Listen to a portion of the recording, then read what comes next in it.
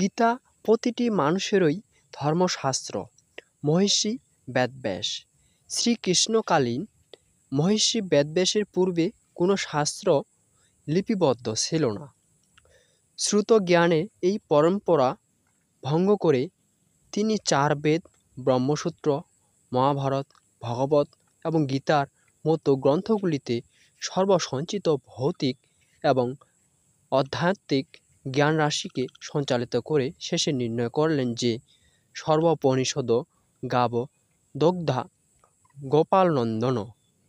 সমস্ত বেদের প্রাণ উপনিষদগুলোর সার হল গীতা, যা গোপাল শ্রীকৃষ্ণ দহন করে অশান্ত জীবকে পরমাত্মার দর্শন এবং সাধনার স্থিতি শাশ্বত শাস্তির স্থিতি পর্যন্ত পৌঁছিয়ে দেন। সেই মহাপুরুষ নিজের গ্রন্থগুলির মধ্যে গীতাকে শাস্ত্রের পরিভাষা দিয়ে সুস্থিতি করেছেন এবং বলেছেন, গীতা উত্তম রূপে মনন করে হৃদয়ে ধারণ করার যোগ্য, যা পদ্মনাভ ভগবানের শ্রীমুখ নিঃসৃত বাণী। তাহলে অন্য শাস্ত্র সংগ্রহের কি প্রয়োজন?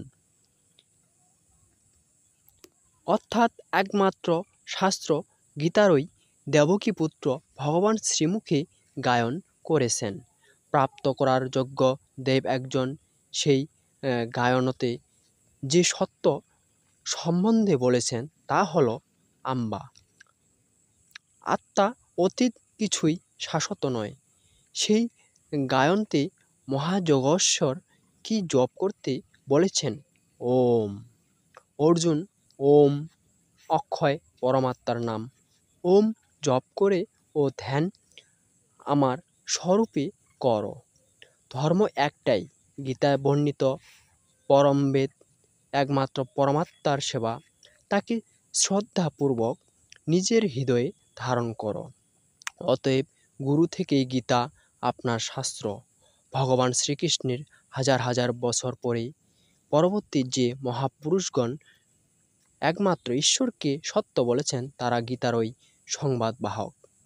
ঈশ্বরের কাছ থেকেই লৌকিক ও পরলৌকিক সমস্ত সুখের কামনা, ঈশ্বরকে ভয় পাওয়া, অন্য কাউকে ঈশ্বর না ভাবা এ পর্যন্ত তো প্রত্যেক মহাপুরুষ বলেছেন।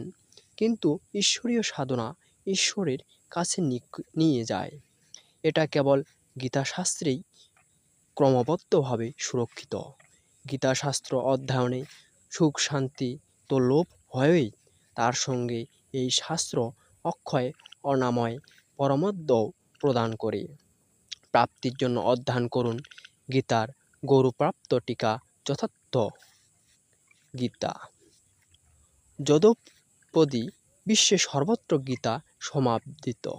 তথাপি এই শাস্ত্র কোনো ধর্ম অথবা সম্প্রদায় বিশেষের সাহিত্যে হতে পারেনি, কারণ প্রত্যেক সম্প্রদায় কোনো না কোনো কুরীতিতে জড়িত।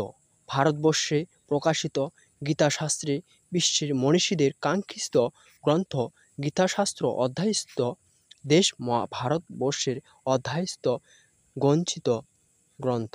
অতএব এই শাস্ত্রকে রাষ্ট্রীয় শাস্ত্রের সম্মান দিয়ে উঁচু নিচু ভেদাভেদ এবং কলহ পরস্পরে পীড়িত বিশ্বের সকল মানুষকে শান্তি প্রদান করেন চেষ্টা করেন।